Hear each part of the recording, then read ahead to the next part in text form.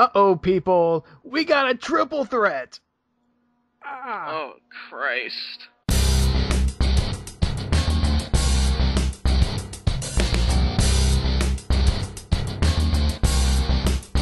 Welcome to Dropkick. Here are the hosts, Darren and myself, as always, DoubleC, and we have 3 shows to take care of. And it's going to stay at 3 shows, because I'm not going to cover the upcoming Saturday morning slam. No way. Oh, God. Another show. Yeah, yes, Saturday morning slam on the CW. It is a children's program that's only going to last a half an hour long. It is going to feature matches, but there are some stipulations that are going on that are rumored. It hasn't happened yet. It's going to happen this Saturday. Apparently, no kicks to the head or things with the neck. So, I don't think Randy Orton is going to, compete on Saturday Morning Slam. That just sounds stupid. But hey, it's almost like the old WWF Metal. Remember that? That was a good show. I guess. But first, okay, we got Smackdown from the 17th. We have Summerslam. And we have Raw from the 20th. Are you ready for this? Do we have a choice? No, you don't have a choice. I guess then I'm ready. So, if you haven't been paying attention, Booker T pretty much called off the match between Alberto Del Rio and Sheamus for SummerSlam. The show starts out with Del Rio. He's pissed that he wants his match. Booker T says, no, you're not going to have the match. Jericho comes out and says, I want the match instead. They go, shut up. But, Jericho, you're going to go one-on-one with Alberto Del Rio for the main event. Why? Because we like it. Yes, we do. And Booker also says that since Sheamus has been injured, he's not going to compete at SummerSlam. We'll see about that. Yeah, bullshit. But first... Oh, go ahead. Alright. I'm sorry, but I'm not... No way in hell could anybody be buying this shit. The World Heavyweight Champion not competing at a pay-per-view. Right. It's one of those storylines where, oh, this person is not going to show up tonight, and then at the end, they show up. You see this all the time. It's utter crap. But first, something that is not utter crap, Rey Mysterio and Sin Cara versus Cody Rhodes and The Miz. Now, Cody Rhodes has been having this thing with Sin Cara, hasn't he? Yeah, he's been pretty much paying attention to the mask thing. He wants to, rip it off to show how ugly Sin Cara really is, which is...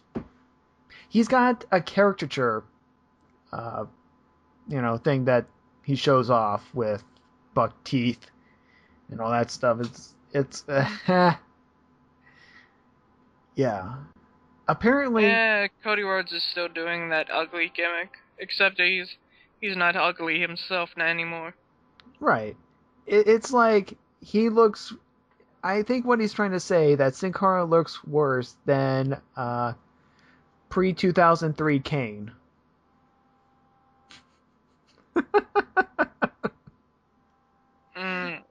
Yeah. Christ, I have to think back on that one. Yeah. So, Cody once again concentrates on the mask and ends up losing because of it. Because it's kind of glued on there or something, I don't know. It's a rule. It's a rule in WWE. You can't remove a luchador's mask. Unless if it comes off accidentally, which happened in WrestleMania 21, if you remember. Mysterio versus Eddie Guerrero. Shh, we try not to talk about that. Okay, I'm sorry. Here's something that we shouldn't be talking about at all. Tyler Rex and Kurt Hawkins versus local jobbers. Now, on the previous week, Booker T said to these two that they have to show that they're A-plus talent. So, what do? They come out as, like, Chippendale dancers. Basically, they have, like, some sort of formal wear, and then they strip. Yes, because nothing says quality like showing your ass. Yeah, and I guess go ahead. Seeing this as a male-dominant show, I don't think that would be the smart idea. Oh, come on. Don't tell me that you didn't like the Dicks tag team.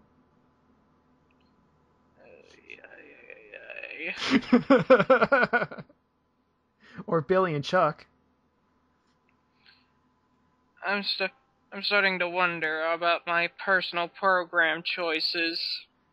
Oh, come on, it isn't that bad. Sometimes it hurts. Don't worry, it's gonna start hurting later on. We have backstage with Eve and William Regal. William Regal gets some TV time. Yeah, William pretty much says that he remembers when he was GM and how much power he had, and now he's hauling trash, which is, whatever. He was commissioner at one point, too. That was a good time. Oh, if I remember correctly, he's still doing NXT, isn't he? I don't know. I don't know if he is or not. Huh. Might have to do some research. Okay, so... Actually, I have to watch NXT. Okay. Speaking of NXT, we have Eve versus Caitlyn for the assistant GM position. I can give about 37 fucks about this match already. Okay. First off, Diva's match, which never good. Second off, for an assistant general manager position. Yeah. Yeah. So, but Eve is now assistant GM. She won the match with, I think, a test drive or something. I don't know. It's one of those twirly moves. Stuff that looks fancy, but you don't know if it's actually effective. Yeah, and it's actually pretty impressive as far as Diva finishers. I mean... Well, Eve is actually a decent wrestler. Actually does have a little bit more physique than the normal Diva. Right. So... Okay, fourth match. Randy Orton versus Daniel Bryan. Now, this one is another one of those matches where it's pretty much continuing the storyline between Daniel Bryan and Kane. Mm-hmm. Because Orton doesn't have a match at SummerSlam. So Daniel Bryan pretty much dominates the knee of Randy Orton and goes after it and then hooks on the no lock. When Kane's pyro goes off, Daniel is obviously freaked out about this. RKO, Orton wins.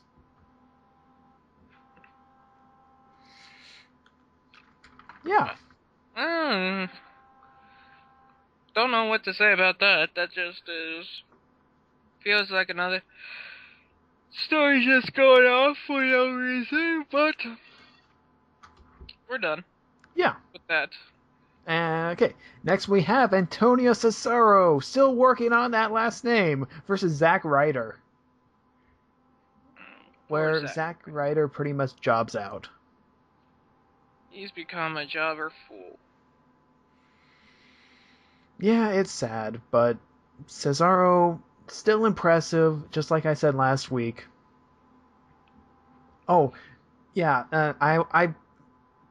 if you didn't catch it last week, I completely marked out twice during Cesaro's match where he had a fall-away slam with a bridge. That was pretty impressive. And the flying uppercut, where he flew someone up and then uppercut him in midair. It was freaking awesome. I would make a Street Fighter joke, but that would be too obvious, Right. Okay, so, and now for our main event, Alberto Del Rio versus Chris Jericho. Now, before this match happened, Chris Jericho got ambushed by Dolph Ziggler and got pretty much sandwiched between a rolling dolly and wall-to-wall. He doesn't have to compete, but he comes out anyway. And why? Because he's awesome like that. yes. And Del Rio pretty much takes care of Jericho almost handily with an assist from Ziggler. Hey. Sheamus then comes out. He attacks. He wasn't supposed to be here. He's supposed to be injured. I'm buying that as much as a $2 bill. $2 bills are awesome, though. Booker T comes out and is like, dog, the match is now on. So, why? Can you dig that, sucker? Why is the match on? Because we have no other reason to put the heavyweight championship on. Right. And now we go on to SummerSlam. So, Cesaro becomes the new U.S. champion. You mean European champion? Yes, European champion. I botched that on the get-go. You know, we call it the U.S. champion, but in actuality it is European champion, because it used to be an Italian, now it's a Swiss. Yes.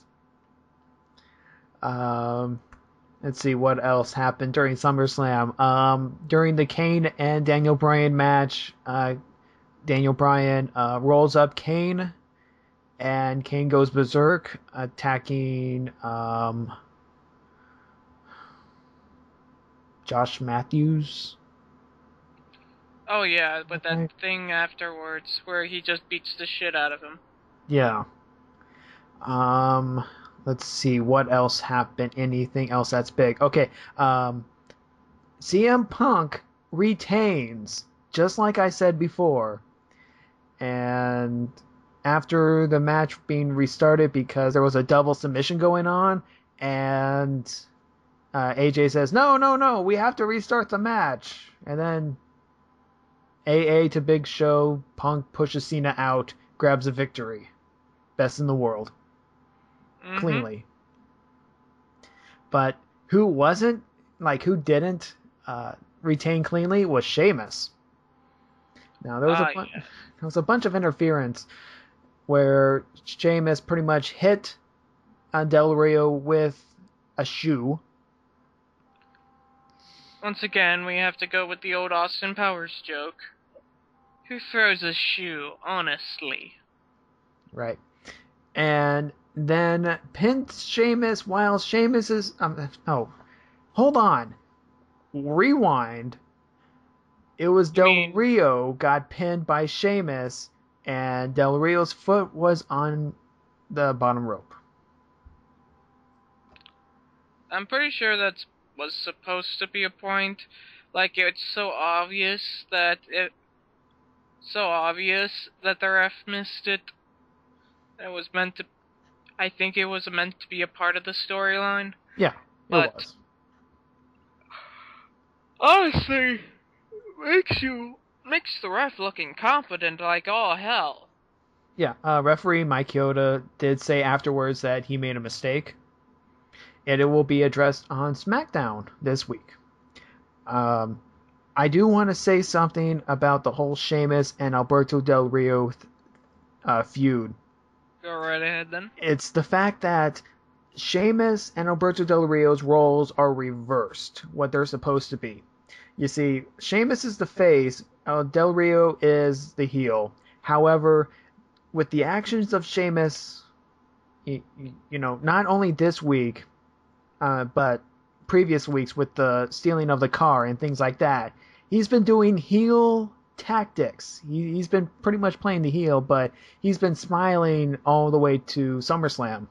While Del Rio has been pretty much the underdog during the whole thing, and even throughout the entire year with his thing about him not getting an adequate one-on-one match. Because if you recall, earlier in the year, he was number one contender, got a concussion, came back, had to fight for that title opportunity again, got himself into a triple threat right afterwards, and it's only now that he got a one-on-one match, and then he gets screwed once again.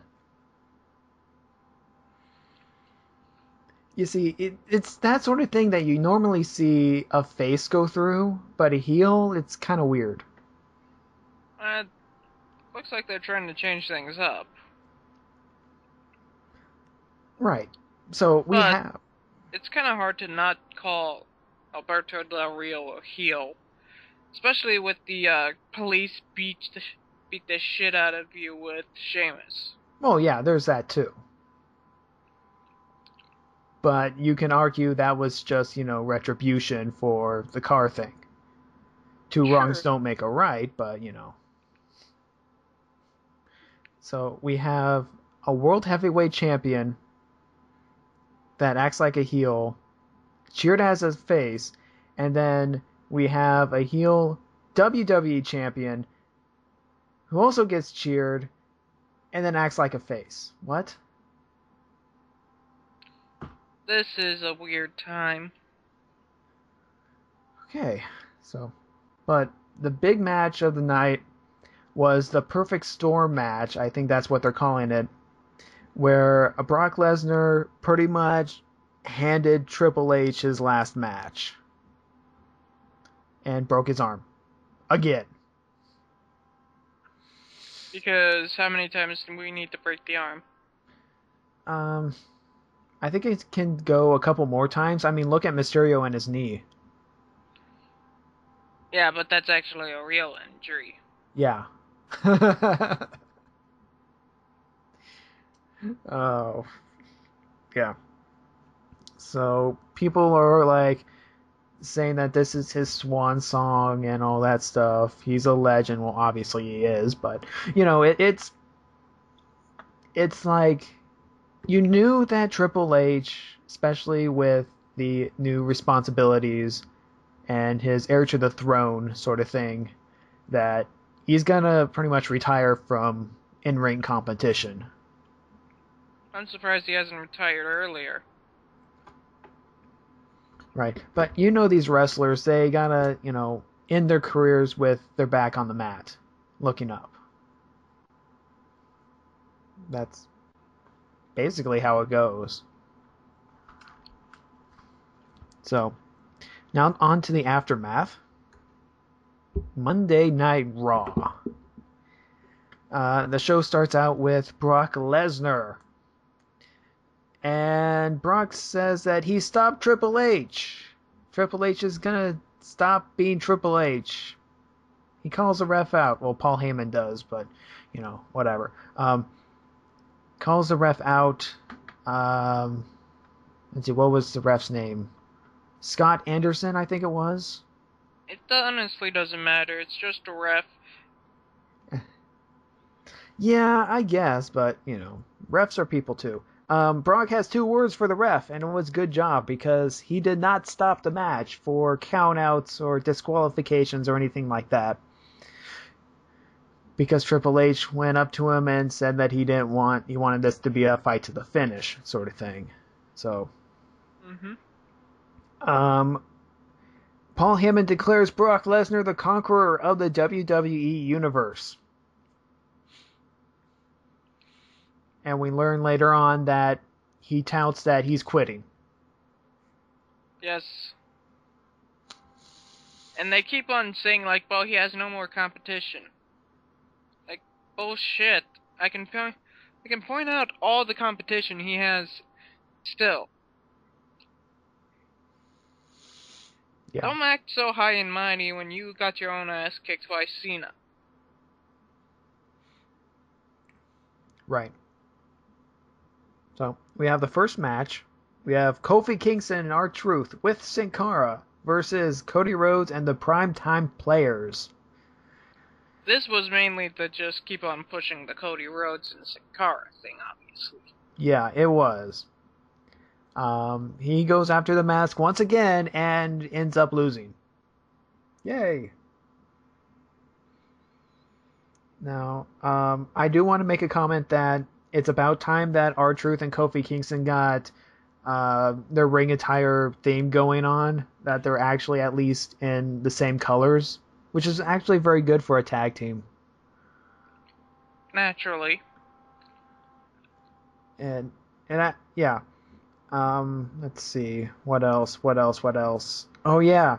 It was announced that the ambassador to the social ambassador thing is that Kardashian woman that isn't famous for anything except for being, I don't know, whatever.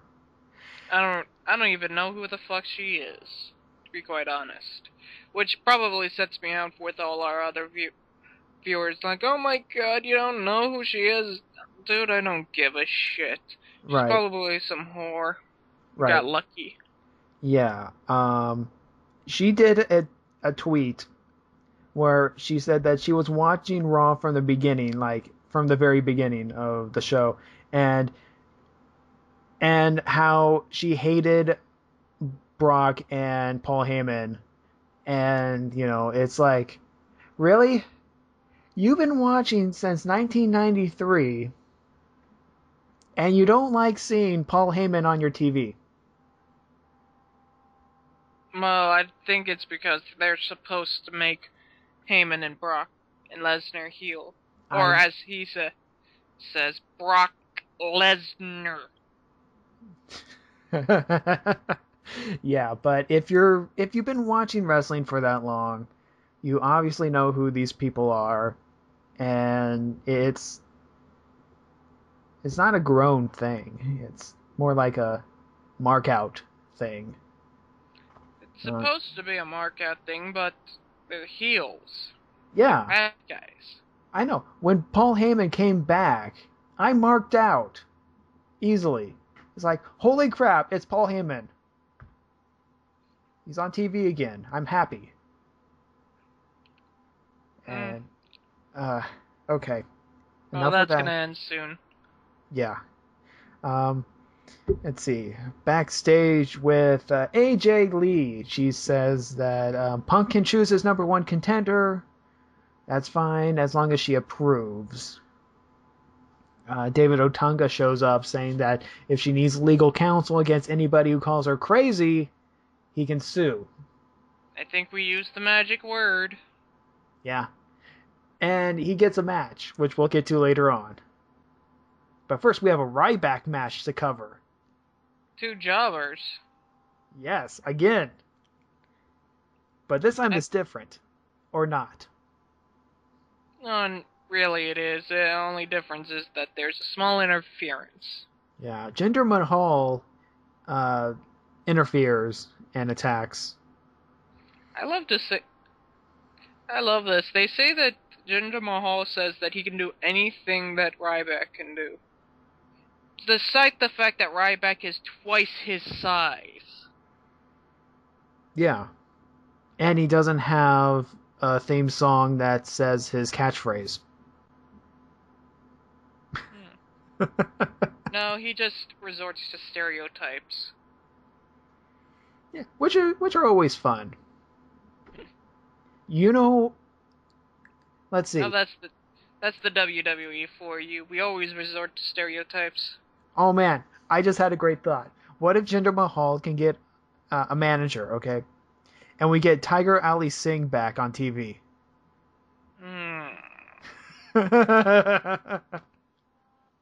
You're hurting me. Okay, so Chris Jericho is backstage with Dolph Ziggler. They both want a rematch. AJ comes up and says, okay, you can have your rematch, but we have to raise the stakes. It's career versus Money in the Bank briefcase. And you all know where this is going, right? Yeah. Yeah, it's ever since that Jericho came back from his suspension and him redoing his old Y2J thing, it's like it's come full circle at this point. It's it's another swan song. Mm-hmm. But then again, Jericho tweeted that they haven't seen the last of him, so he might come back every now and then. Right. But he's gonna be pretty much busy with Fozzy. Yeah. Let's see. Which I have no problem with because that's an awesome band. Yeah. Yeah. Let's see. Next up, we have Alberto Del Rio. He comes out. He's pissed about his match and how he always ends up getting screwed. He wants another match. And AJ comes out, and she goes, "Okay, you want a match? You get a match against this guy." Who happens to be Randy Orton.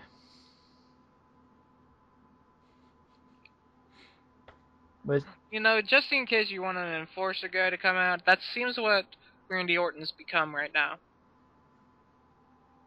yeah, where you go instead of one-on-one with the Undertaker, you're going one-on-one versus this guy, Randy Orton. Oh man, so many references. Oh, we have Sheamus on commentary for this match. And he says fella a lot. Yes, he does. And how he doesn't mind being a peasant because that's how he grew up. And Michael Cole is pretty much saying, "You're a horrible person. You stole a man's car. You should be in jail." And once again, we have to side with the heel announcer. But we brought it back, fella. I brought it back, fella. Okay. Let's see. Let's see. Sheamus screws Alberto Del Rio again. He points out that Orton's foot is under the rope to the ref, and then RKO. Yay! So I just love the announcement during that. It's like, oh my god, he's a tattletale. He's such a tattletale. I think hypocrite is more like it. I was gonna say, Cole, you could go with the hypocrite way first. That makes more sense. But then again, I think he's trying to try out for the Saturday morning slam show.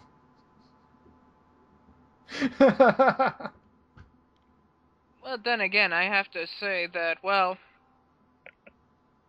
we've already proven that he's a hypocrite, that Sheamus is a hypocrite, because, you don't want to be a bully, but you can be a car thief all you want.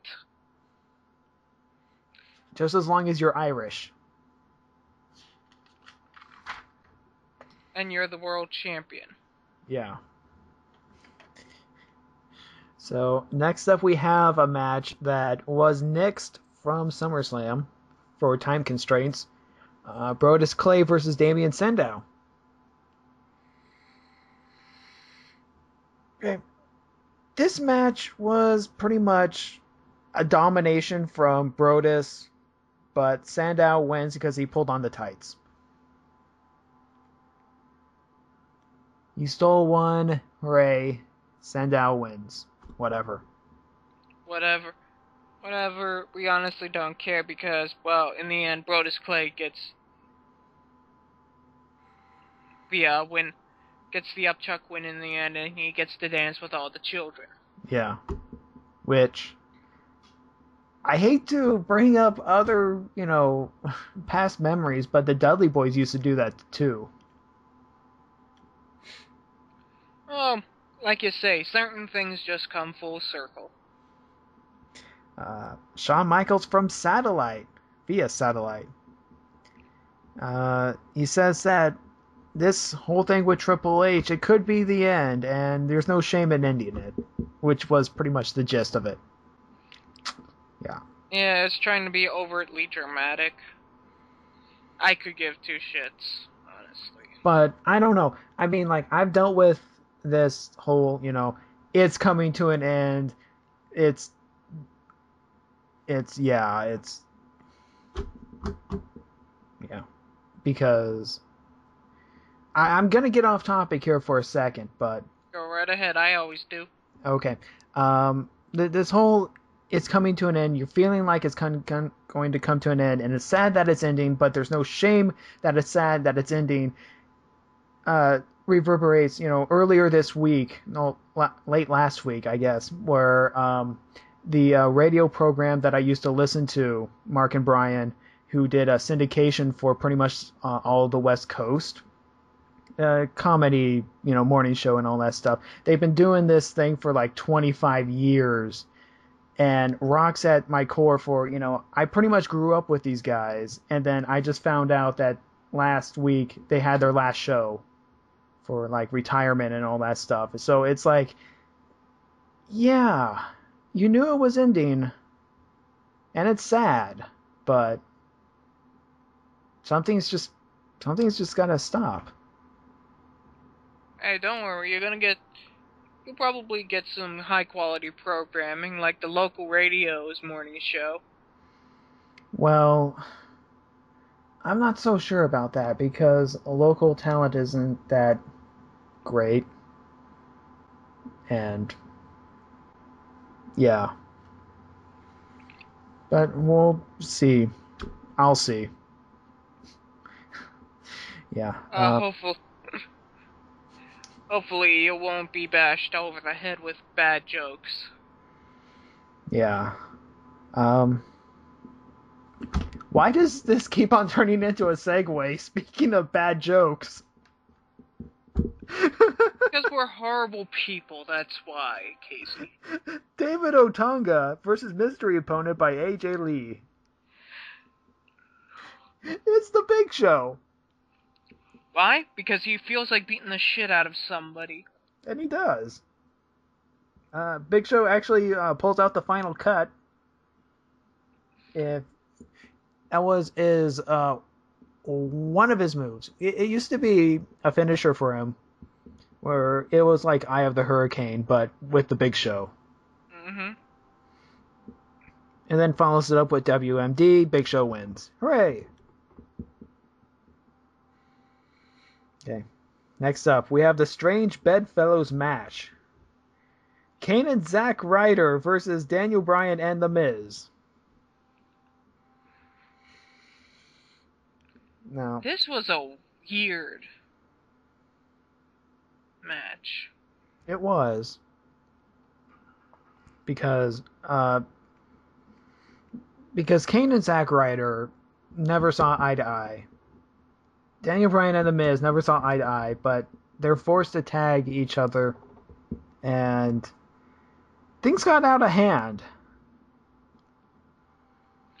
Some major shenanigans happened. Yeah. So Daniel Bryan slaps Kane. Kane goes crazy. Daniel Bryan gets out of dodge. Like you do. You kind of have to. And then Kane attacks Zack Ryder. Chokeslam. Because poor Zack Ryder can't get a fucking break in this industry. No. Timekeeper gets attacked too. Yeah, it's like, these poor bastards our job's not meant to do this, but, well, fuck it, we're gonna attack them anyways. Mm-hmm. Okay, and Tombstone on Ryder because because he's pissed off and he feels like hitting people. Okay. And then we go backstage with CM Punk. He reveals what his next opponent is going to be. It's going to be John Cena on one condition, which he will reveal later on. Woo! Ooh. And now... Sorry, I couldn't even put any emphasis on that. Okay, so now is the match you've all been waiting for. Really? It's the Divas Battle Royal for the #1 contendership to the Divas title. I had to watch this. I couldn't go to the bathroom.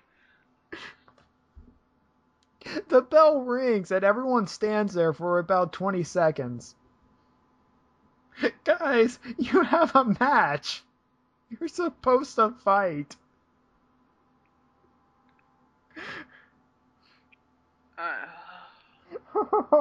This just keeps on showing how much of a sham Divas matches are. Even Michael Cole says that this match sucks. He didn't say it directly, but you could tell. It's like the old Michael Cole from NXT Season 3. Where he's just calling matches stupid and suck and pulling out a cowbell and starts smacking it. Yeah, I wish he did that, actually. And then Lawler is there, is like, oh, I love the Divas matches. I can't concentrate on talking. Because I'm busy watching. I'm busy watching, I'm a misogynistic male and I like to see breasts and boobies rubbed together. Puppies! Indeed. And then Cole retorts back, is like, you said that 20 years ago. Oh. #1 contender is Caitlyn. Why? Watch me care. I don't know why. I think my crap, I can't think of the word right now. I think my just not giving a crap probably can tell by what we all think. Okay. We do have a main event. It's career versus Money in the Bank. Contract versus contract. Chris Jericho versus Dolph Ziggler. Now, this was a pretty good match. This was a good match. Then again, it's two good wrestlers, so. Yeah. As much as I like to beat up on Dolph Ziggler, he is a good wrestler. Yeah, he is. Let's see. The finish goes like this. Lion Salt, knees, zigzag, clean win. Which is weird. For Dolph Ziggler. No Vicky Guerrero interference. Yeah. Right. Jericho, it looks like he's just going to shake his hand, but no, he attacks Ziggler with the briefcase. Arms raised in the air and he leaves, and Jericho, for the time being, is done. I don't blame him. I heard somewhere that his contract pretty much just extended to SummerSlam. Yeah. So I pretty much figured that's how it's going. That's how it was going to end. Right. But it honestly, nobody cares because we all know he probably will come back again, but he's gonna be busy with Fozzy. So we're gonna be watching that instead, him rocking out. So we're all gonna be happy. Yeah. Yeah, he's busy. It's not like he's sitting on his ass or anything. Yeah. I mean, all of these, part-time wrestlers, they have their other jobs. I mean, like, The Rock, he's doing movies. Jericho has his Fozzy band. Shawn Michaels is doing his hunting show. Which is an awesome concept, by the way. Stone Cold has crossbow fishing. Yeah. Crossbow fishing. Yeah. Stone Cold has his Redneck Island reality show. Mm-hmm. So it's not like these guys are, gone. They're still doing stuff. Heck, Roddy Piper has a podcast. Actually, you know what the interesting thing is? I found out The Undertaker is actually a real estate agent. Really? Yeah. He actually owns real estate and is making money that way. Oh, that's good for him. He has a mohawk and he says, "Buy this place or rest in peace." And if he doesn't, he'll tombstone the son of a bitch. Now for the drama that we've been saying for a long time. CM Punk calls out John Cena. First, he wants the King to apologize for saying that he turned his back on the WWE Universe. He was about to do that when, of course, John Cena happens. Mm-hmm. Now, back to what we were saying, that Punk has been playing, a back seat to everyone. He hasn't main evented with the WWE Championship all year. And he's fed up. We're fed up. He's fed up. Everyone's fed up. John Cena's not fed up because he's John Cena. Because he gets the spotlight. He's the good guy. Yes. So the condition is Cena has to admit that Punk is the best in the world. What does he do?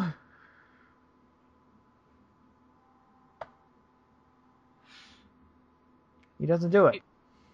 Obviously. Sorry, go ahead. It pretty much is the same thing like they've done all year round with Cena and Punk. Is like Punk says, "I demand respect," and Cena says, "No, you earn respect here. Here, you don't just say, just because you're the champ."